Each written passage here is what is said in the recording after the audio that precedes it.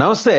రాష్ట్రంలో ఆంధ్రప్రదేశ్ రాష్ట్రంలో చిత్ర విచిత్రాలు జరుగుతున్నాయి. ఏంటంటే ఆఫ్రికాలో ఉన్నప్పుడు ఒక మాట చెప్పిన పెద్ద మనిషి మరి విజయవాడ రాగానే ఇంకో మాట చెప్తున్నాడు. అప్పుడు చెప్పని విషయాలని ఇప్పుడు చెప్పేస్తున్నాడు. సరే, ఆయన అప్పుడు మర్చిపోయి ఉంటాడేమో అని ఎక్స్క్యూజ్ చేసుకున్నా ఆయన చెప్పిన విషయాలు ఎలా లీక్ అవుతున్నాయో అర్థం కావట్లా. అదొకటి చూస్తే దానికి ముందే దాని తర్వాత ఇంకో లీక్ వచ్చింది. ఏంటంటే జోగి రమేష్ గారు వాట్సాప్ చాట్ సందేశం. ఇది కూడా ఎక్కడి నుంచి వచ్చిందో తెలియదు, ఎవరు చేశారో తెలియదు. మొత్తానికి ఏంటంటే కావలసినంత ఎంటర్టైన్మెంట్ అయితే దొరుకుతుంది రాష్ట్రంలో ప్రజానీకానికి అని వాళ్ళు అనుకుంటున్నారు. కానీ వాస్తవంగా అసలు అంశాలను ఇచ్చిన డైవర్షన్ కార్యక్రమం ఇది. ఈ అంశాలన్నిటి మీద సమగ్రంగా విశ్లేషణ అందించడానికి మనతో ఉన్నారు వైఎస్ఆర్సీపీ అధికార ప్రతినిధి, రాష్ట్ర ప్రభుత్వ మాజీ సలహాదారు, దేవాదాయ శాఖ జ్వాలాపురం శ్రీకాంత్ గారు. నమస్కారం శ్రీకాంత్ గారు. నమస్తే వసుదాన్ గారు. సో చూశారు కదండి, లీకుల మీద లీకులు. నిన్న ఒకటి మొన్న ఒకటి, ఇవాళ మరి ఏమొస్తుందో మనకి తెలియదు, చూడాలి. బట్ ఈ లీకులన్నీ ఎక్కడి నుంచి వస్తున్నాయండి? వసుదేవన్ గారు, ఈ యొక్క అంటే రాష్ట్రంలో రెండు అంశాల మీద, ఒకటి మోడీ గారు వచ్చేదాని గురించి, మరి ప్లస్ మద్యము దీని గురించి. రాష్ట్రంలో మద్యము, నకిలీ మద్యం అనే దాన్ని ఏరులై పారుతుంది అన్నది వాస్తవం. చంద్రబాబు నాయుడు గారు, పవన్ కళ్యాణ్ గారు కానీ ఎలక్షన్స్ ముందు వారు నకిలీ మామూలుగా చెప్పడంలో వాళ్ళ యొక్క మన మేనిఫెస్టోలో కానీ వాళ్ళ యొక్క స్పీచ్ల్లో కానీ వాళ్ళు చెప్పడం ఏం చెప్పుకుంటూ వచ్చారంటే, ఎప్పుడు కూడా మంచి వైద్యం ఇస్తాం, మంచి విద్య ఇస్తాం, మంచి కరెంట్ ఇస్తాం, వ్యవసాయానికి ఏర్పాట్లు చేస్తామని వాళ్ళు ఇదేది చెప్పలే. ఎన్నికల మేనిఫెస్టోలో కానీ వాళ్ళు ప్రతి ఒక్క సభలో కానీ నాణ్యమైన మద్యం ఇస్తాం అని చెప్పుకుంటూ వచ్చారు. అంటే చంద్రబాబు నాయుడు గారి యొక్క ఆలోచన విధానము మరి అంటే వారు ఎంతసేపు ఉన్నా పదవిలోకి రావాలి, ముఖ్యమంత్రి కావాలి అన్న దీంతోనే వేరేటంతా డైవర్ట్ చేస్తూ అబద్ధాలు, తప్పులు తడకలుగా ఏవేవి చెప్పలేదో ఈ సూపర్ సిక్స్లు అయితేనేమి, మళ్ళా 154 హామీలు అయితేనేమి అన్ని కూడా చెప్పుకుంటా చేసుకుంటా వచ్చారు. కానీ దీంట్లో భాగంగా చూస్తే వాళ్ళు 2 నెలలైనా 6 నెలల వరకు వైఎస్ఆర్ కాంగ్రెస్ పార్టీ ఏమీ కూడా టచ్ కూడా చేయలేదు వాళ్ళని. ఎందుకంటే ఎవరైనా నిలదొక్కోవాలి అంటే వారు కొంచెం ఒడిదుడుకులు ఉంటాయి, కొంచెం చేసుకోవాలి. ఒక 6 నెలలైనా వారు చెప్పింది లేదు, సంవత్సరమైనా చెప్పింది లేదు, 1.5 సంవత్సరమైనా చెప్పింది లేదు. ఇప్పుడు చూస్తే ఉన్న కాలేజీలు, జగన్మోహన్ రెడ్డి గారు తెచ్చిన కాలేజీలన్నీ ప్రైవేటీకరణ, మద్యము, నకిలీ మద్యము ఏరులై పారడము. అంటే ఈ నకిలీ మద్యంలో ఈ యొక్క జనార్దన్ రావు గాని ఇంకొక ఆయన మీరు మీ వాళ్ళు పెట్టించిన ఫ్యాక్టరీలేట కదా, వాళ్ళు చెప్తున్నారు కదా, మీరు పంపించిన కోవర్టు పెట్టిన ఫ్యాక్టరీలేట కదా అవి. అదే ఎంత హాస్యాస్పదంగా ఉంటుందంటే, ప్రభుత్వము వాళ్ళు పెట్టుకొని మేము సరిగ్గా ఎవరు కూడా బజార్లో తిరగలేకపోతున్న పరిస్థితిలో, కనపడితే రెడ్ బుక్ లో పేర్లు ఉన్న వాళ్ళని లోపలేస్తే పరిస్థితిలో ఎవరన్నా మద్యం ఫ్యాక్టరీ పెట్టుకుంటాడు అంటే ప్రజలు నమ్మగలరా?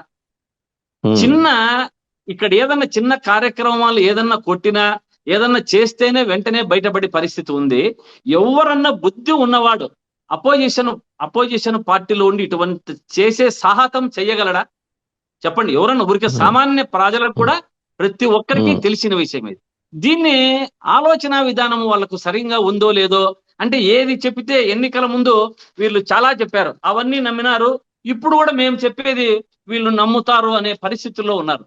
కానీ ప్రజలు చాలా అప్రమత్తంగా, మీకు ఓటు వేసిన దానికి మేము ఏమి అనుభవిస్తున్నాము అనే దాన్ని వాళ్ళు చాలా గమనిస్తున్నారు.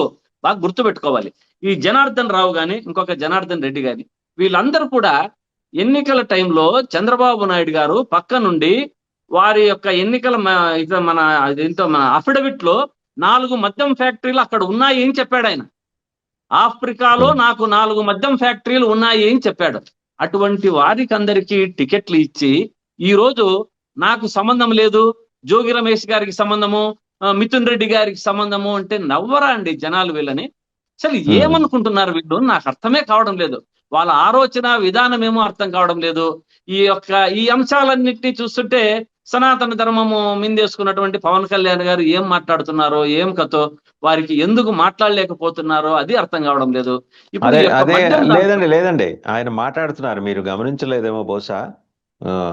మొన్న కేబినెట్ మీటింగ్ లో లులుకి భూముల కేటాయింపు మీద దులిపేశారు. కేబినెట్ లో చీఫ్ మినిస్టర్ గారు ఉండగానే గట్టిగా కడిగేశారు, మొత్తం చేశారు.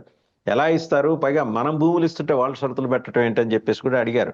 ఆయన ఊరుకోరండి. అవును ఇది కూడా అడుగుతారు, అవును ఇది వారి కూడా అడుగుతారేమో, వారి ఇది సన్ని కూడా అడుగుతారేమో. సార్ వారి సన్నిహితులకి వారి స్నేహితులకి 250 ఎకరాలు ఆయనే ఇప్పించాడు కదా. దాన్ని చంద్రబాబు నాయుడు గారు అడగలేదా? ఉమ్.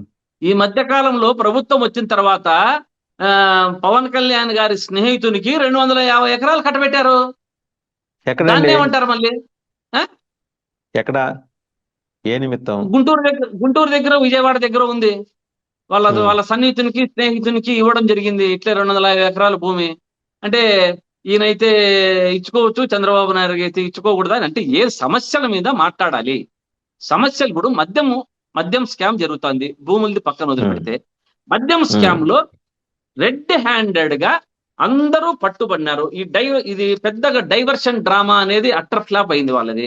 ఈ డైవర్షన్ డ్రామాతో చౌకబారు వీడియోలంతా నవ్వుల పాలైపోతుంది ప్రభుత్వం. దీన్ని గుర్తుపెట్టుకుంటా అంటే కూడా అందరికీ తెలిసి కూడా ఇప్పుడు జనార్దన్ రావు అనే అతను ఇక్కడ మద్యం స్కామ్ మొలకల చెరువులో జరిగిన తర్వాత ఆయన వీడియో ద్వారా బయటికి వచ్చి ఏం చెప్పాడు? ప్రభుత్వ పెద్దలకు ఎటువంటి సంబంధం లేదు అంటే ఆయన ఉమ్. ఉన్నట్లు కూడా కమిట్ కాలే. ప్రభుత్వ ఉమ్. పెద్దలకు సంబంధం లేదు, నేను వచ్చి మిగతా విషయాలు తెలియజేస్తాను, వివరాలు చెప్తాను అని అన్నాడు. పోనీ ఉమ్. వచ్చాడు.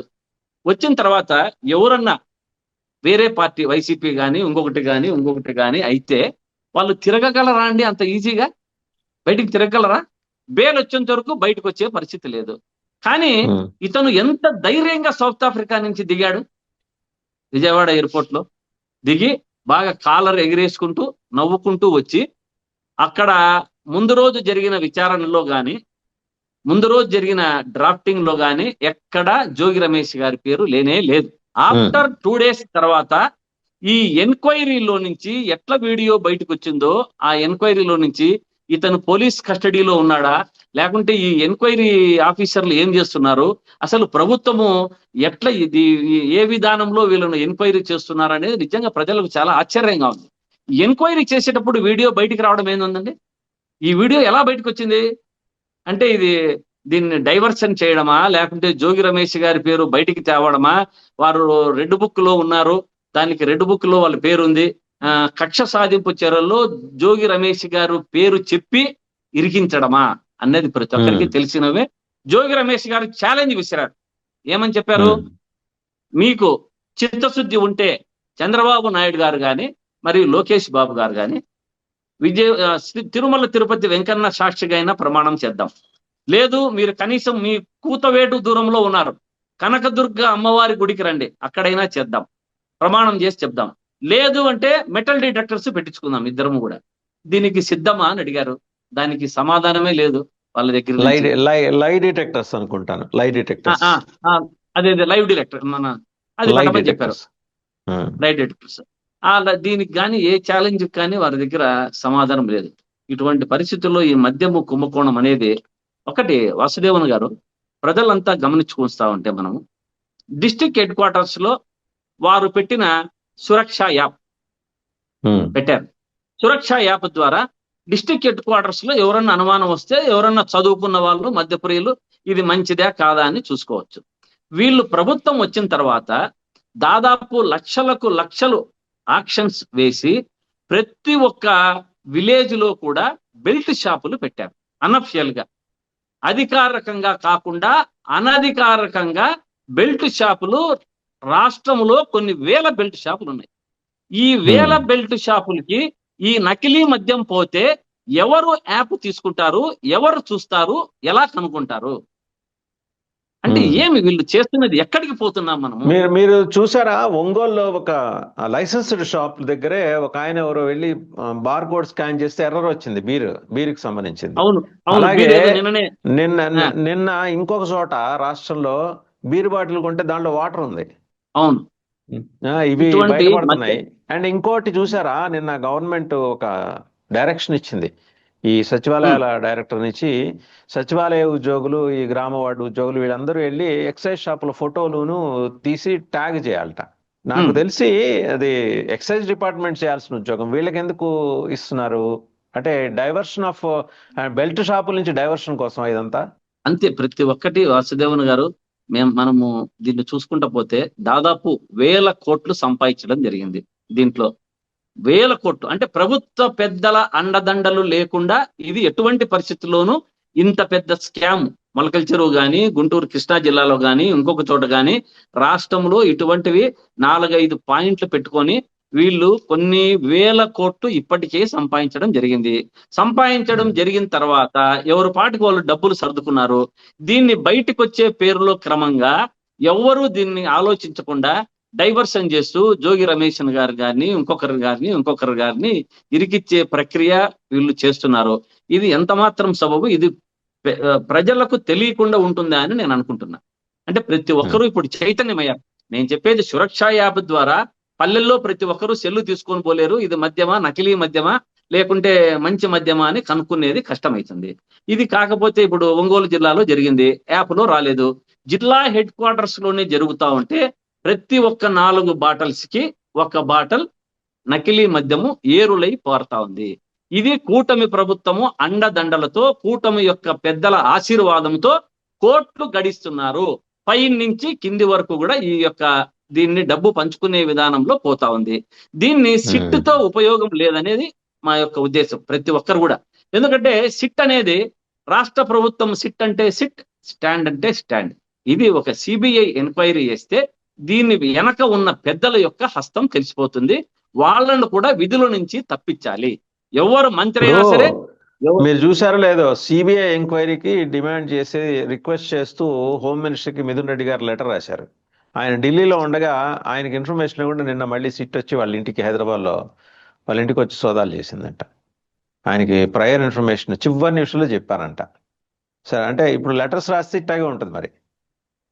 అంటే ఇప్పుడు నేను అంటున్నది, వారిని ఏదో మనకు మోడీ గారు కానీ కమిటీలో ఏదో వేశారు.